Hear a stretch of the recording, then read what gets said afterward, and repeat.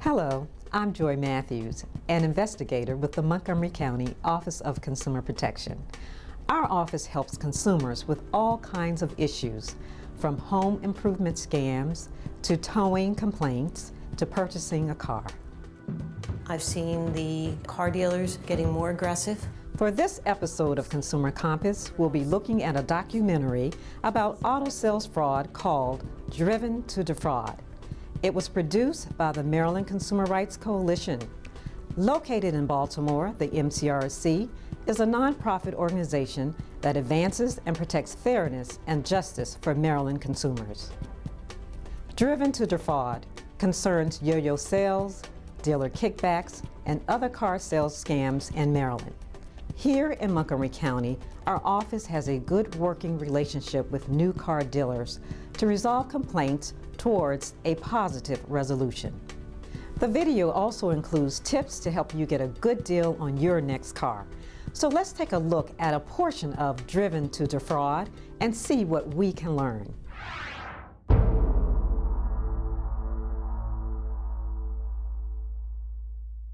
There are car dealers who will treat you fairly, who want you to be satisfied with your purchase. Then there are other dealers, lots of them, who are experts at selling their cars for the maximum amount you're willing to pay. We will hear from consumers who've been defrauded, from attorneys and activists who've been fighting against these frauds, and we'll give you some useful tips to make sure that you get a good deal the next time you buy a car. If you have the misfortune to walk onto the lot of a predatory car dealer, and there's no sign that says, hey, we're a predatory car dealer, their objective, and they're very skilled at it, is to suck every possible dollar out of your pocketbook.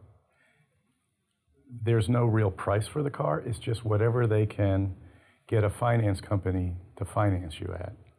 I've actually seen on finance contracts a line item called ADP, $1,000.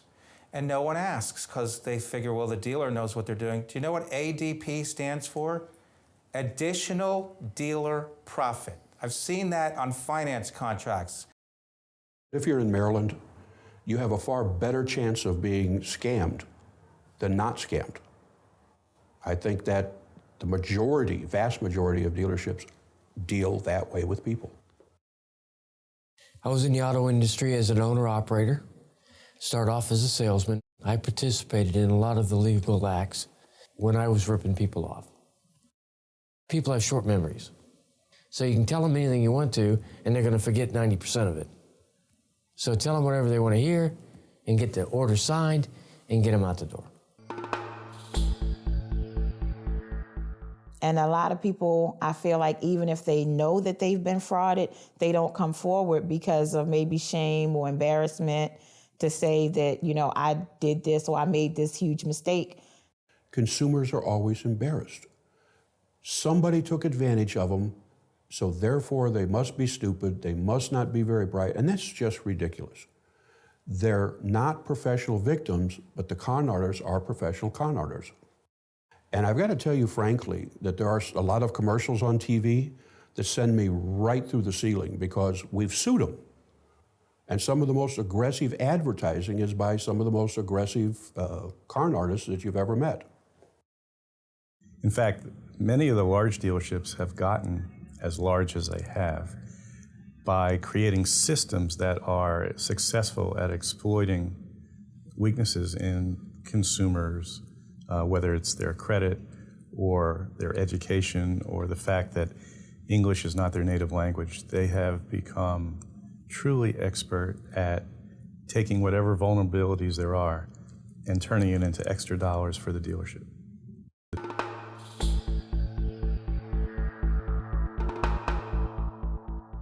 Some dealers will sell you a rebuilt wreck, or a truck with flood damage, or a lemon that couldn't be fixed.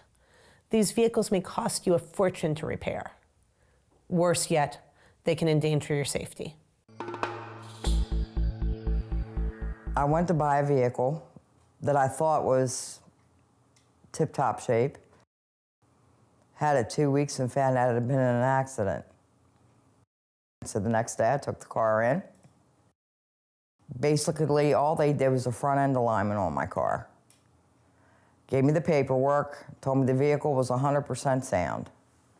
I left the dealership, still had the same issues I had before I went into the dealership.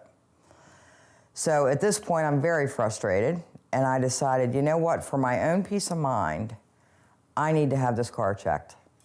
Because I do a lot of driving, I'm on the road, and I want to be safe. I took the car to Collision and Repair Center. The gentleman there told me I wouldn't put my wife and kids in this car and drive them around the block.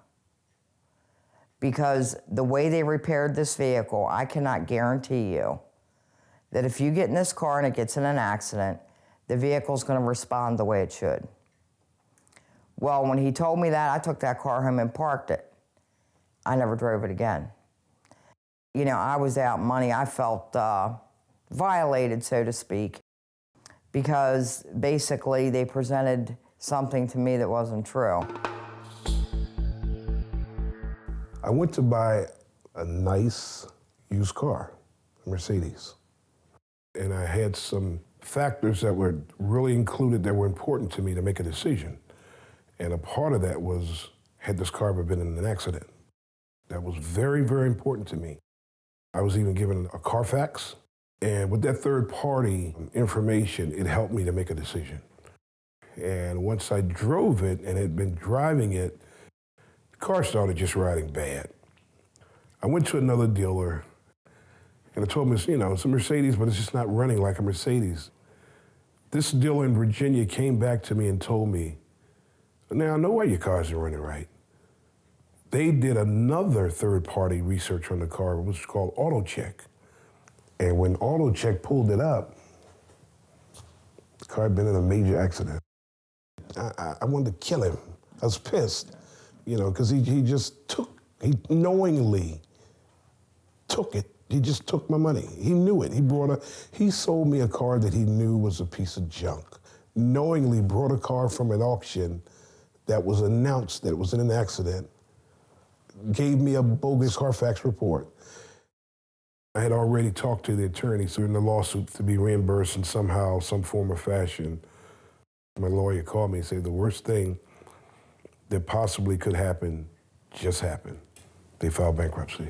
That was it. And it was a wrap. I haven't gotten anything. I think I put, with payments and I put close to almost $40,000.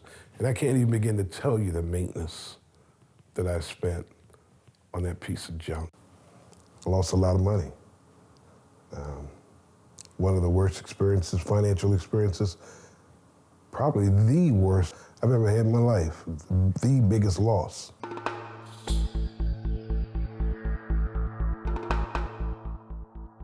The dealer would be happy to set you up with a car loan. Why? Because dealers have learned how to make money arranging your loan. Dealers have an incentive to stick you with high interest rates. Yeah, what you need to understand is they don't really make much money on what they call the iron. They don't make much money selling the car. Sure, they may overprice you, you know, $1,000, $2,000, and that's a lot of money. I'm not saying it's not. But the real money is in the financing and the kickbacks. For a dealership, only about 10% of their profits are going to come from the actual sale of the car. The vast majority of it, anywhere between 50 and 60%, is coming from the finance and insurance office. That's the office that sells you the financing as well as all those other add-on products like extended warranties, gap insurance, rust proofing, undercoating, security systems. When a car dealer says that they're going to offer financing, what they're really doing in most cases is they're going to make a loan to you that's going to be immediately sold to a larger finance company, a bank or a finance company. And the big dirty secret is that there's often a kickback in there. When you buy a car and you finance it from the dealer is the creditor. The dealer is making you a loan, but they're going to sell that loan to a lender. Most folks aren't aware that the dealer is compensated through the interest rate that you pay on your car loan. And the way that they do that is that they actually add to the interest rate above what the lender is willing to take as your risk. What they'll say to a consumer is, Mr. Jones, I have great news for you. I can get you financing at 14%, only 14%. That's really great. Well, that's a true statement. They can get it at 14, but what they don't tell you is that you were actually approved at 10 or less, and that they're going to split the difference, the overage, with the lender, that the lender's going to kick back to them a portion of anything over and above the approved rate. The dealers are basically getting kickbacks from the lenders in exchange for jacking up the interest on your loan. And it amounts to billions of dollars. So we looked at the issue of dealer markups and we tried to figure out how pervasive is this, how big of an issue is it. We found that customers who bought cars in 2009 paid $25.8 billion of interest that is solely devoted to this dealer markup, to this kickback to the dealer for making the loan. That's a substantial sum. It's an average, if you average it out amongst everybody who bought cars, that's $800 per customer per car.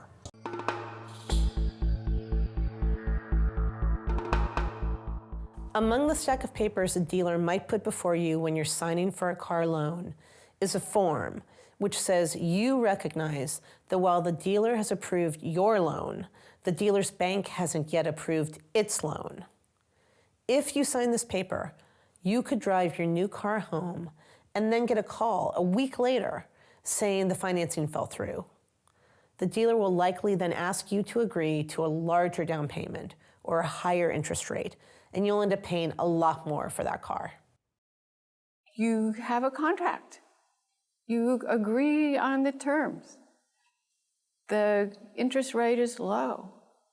And then you get the call from the dealer saying, oh, the financing fell through, which is not what happened.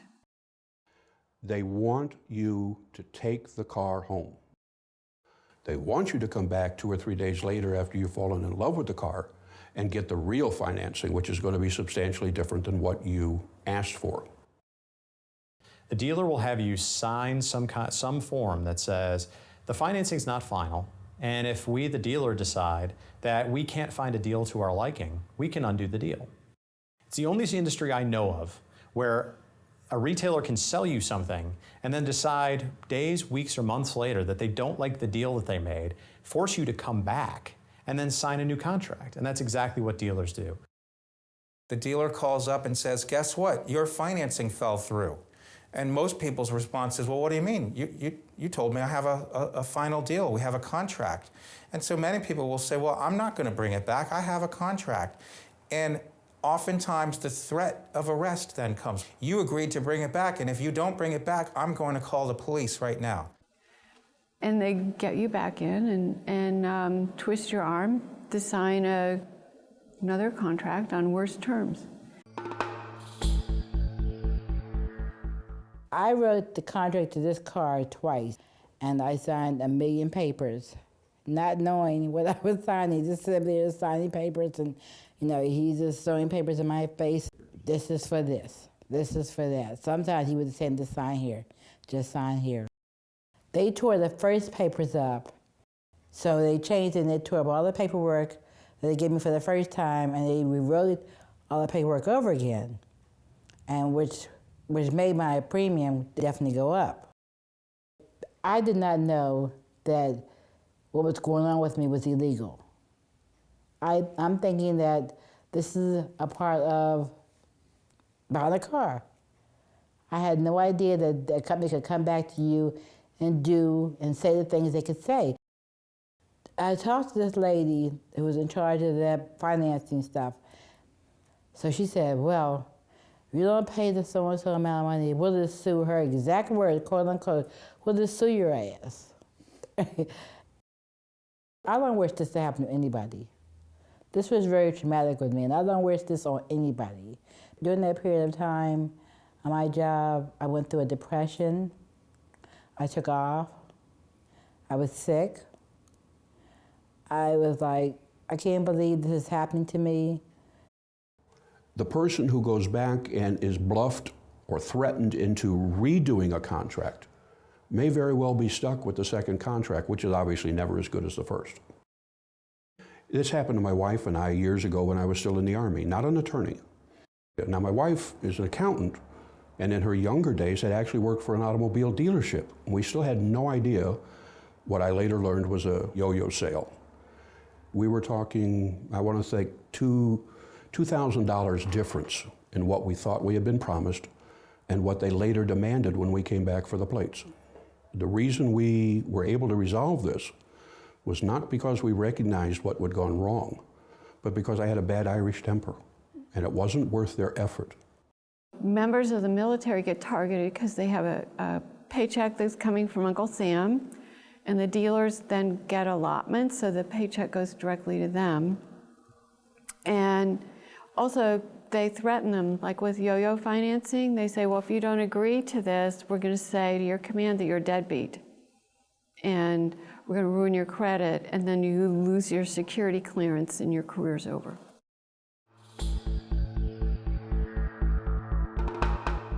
Attorney Peter Holland represented 2 different consumers who were defrauded by the same car dealer with the same car. The dealer forged documents and hid the fact that the car was a prior daily rental. If I could choose between a used car that a grandmother drove, single owner, or used car that a large rental company, I wouldn't pay the same price. And so that is why people don't disclose the prior daily rental. Well, in this case, after we returned the fraudulent prior daily rental, I received a phone call 3 or 4 months later from another woman complaining about this car dealer. That woman was Kia Davis. She had gone to the same dealer to buy a car and filled out all the paperwork. After we had talked and signed all the papers, they went in the back for a really long time, and when they brought the papers back out, I didn't have all the papers that I had signed. And they just kept trying to assure me that, I didn't need it, and it was just this or it was just that. And I'm saying, whatever it is, I would like a copy of it if I needed to sign it. And some kind of way they were trying to word it as if it was now better for me. But they had added so many things to the loan that my loan on the car far exceeded the value of the car. I found a lawyer that specified in auto deals, and I found the perfect lawyer for me, for my case.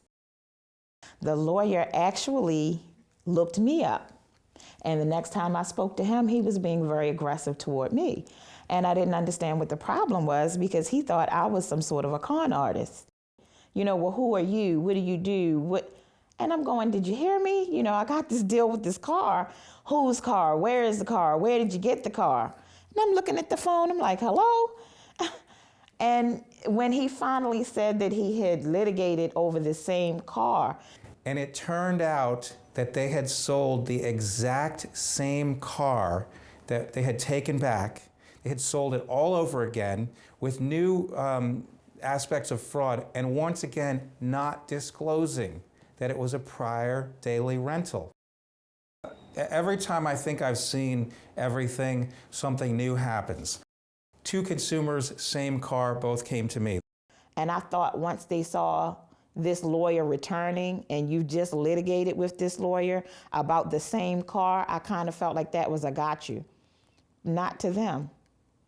It was business as usual. And that was not the end of it. That was just the beginning.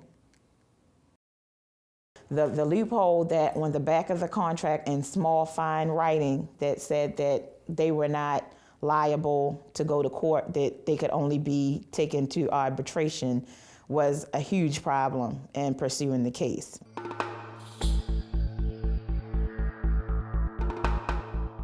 Most dealers are imposing arbitration in their consumer contracts.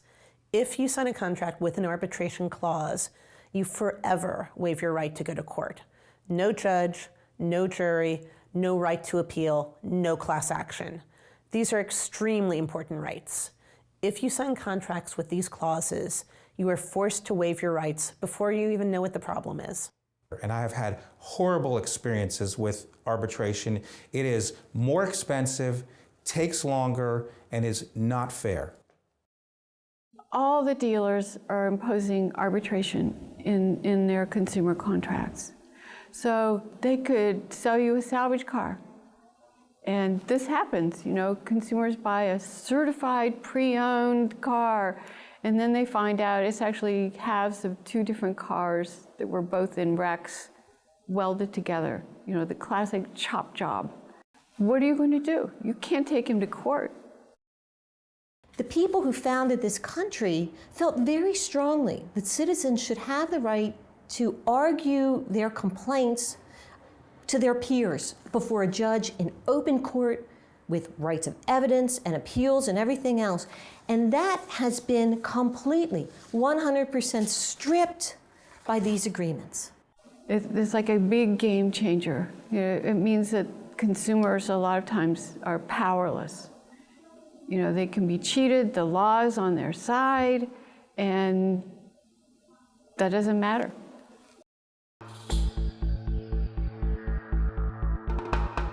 We've seen how car dealers can hurt your pocketbook through yo-yo sales, dealer kickbacks, and rebuild wrecks. But there are dealers who do business the right way. Some car dealers bypass negotiations and sell cars for a posted fair price. Car sales have been negotiated since the first car was built. And the reason for that is that most of the people who sold cars were in the horse business. And it was true, and it evolved from horse trading, which is another way of talking about negotiating, to the car sales business. People negotiated the price. I short-circuit that. I said, look, here's the normal discount. Let's talk. And it was easy. You know, I didn't make much per car. I sold a lot of cars. The car situation has become very intense, though, because the dealer's profit, quote, margin, has been diminished so significantly. Federal Trade Commission says it's 10 to 20%.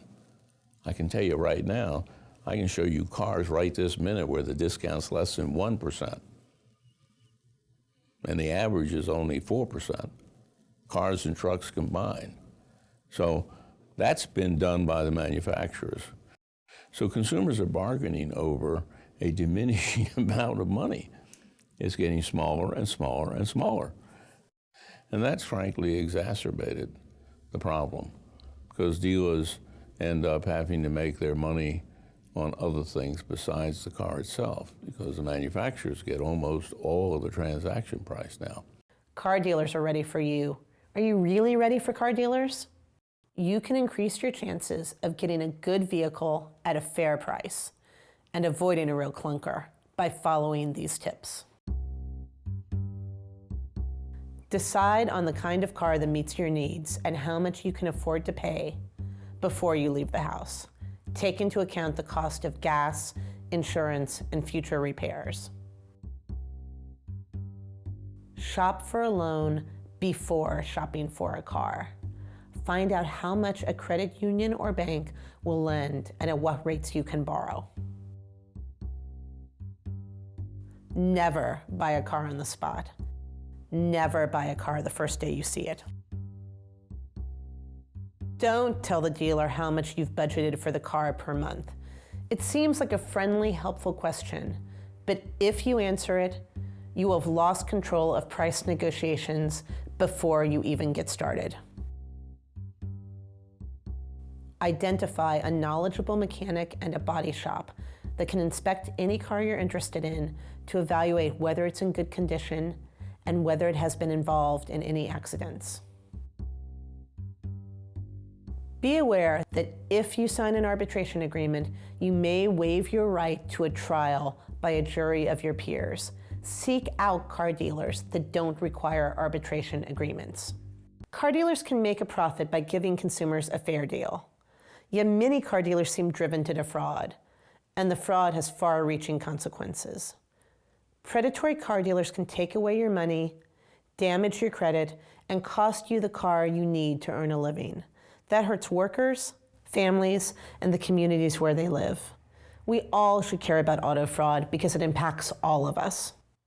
Unless the ripoff happens to the individual, people don't get excited about this as they do about other issues, but they should, because one day it could very well affect them.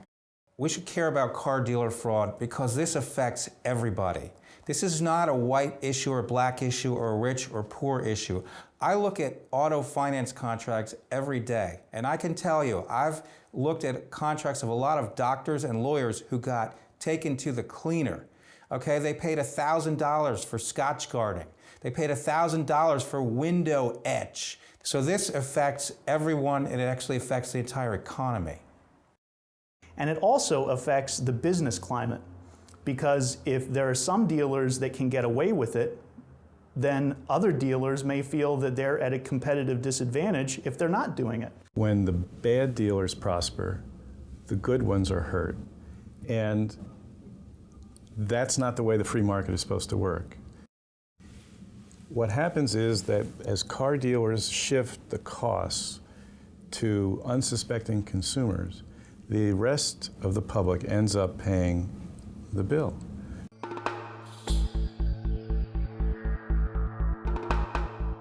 Regulation and enforcement of laws that are on the books are important. So if you're a consumer and you have a problem, file a complaint. When they see the third, fourth, fifth, sixth, seventh complaint about a certain practice at a certain dealership, and I know particularly with the Maryland motor vehicles on these yo-yo sales, they recognize them even when consumers don't. These organizations, and keep in mind I'm not a big government fan in some cases, but these folks are the ones who will correct it. And I've got to tell you frankly that you could make an honest mistake as a dealer once or twice. If you're back the third or fourth time, you need to be hammered because you do these frauds because they're profitable. When they cease to be profitable, you won't do them anymore. Driven to Defraud was produced by the Maryland Consumer Rights Coalition. You can reach their offices by calling 410-624-8981 or go to www.marylandconsumers.org. You can also contact us at the Office of Consumer Protection if you have auto sales concerns. Email consumerprotection@montgomerycountymd.gov or call 240-777-3636. Or come to our Rockville offices here at 100 Maryland Avenue.